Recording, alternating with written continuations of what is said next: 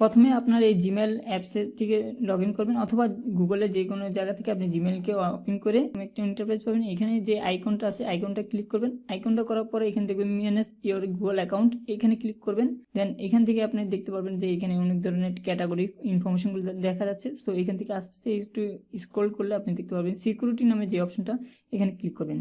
Security নামে অপশনটা click করার পরে আপনার সামনে এরকম একটা ইন্টারফেস আসবে। এখানে লেখা আছে দেখেন যে পাস কি অ্যান্ড সিকিউরিটি কি, এই অপশনটাতে আপনারা ক্লিক করবেন। ঠিক আছে, এখানে ডিভাইসে access fingerprint and face and screen lock দেখাচ্ছে। সো আপনারা এখানে আছে কন্টিনিউ বাটনটা যদি আমরা ক্লিক করি, এখানে আমি ডিভাইসের যে ডিভাইসগুলোতে লগ ইন করা আছে সেটা দেখাচ্ছে।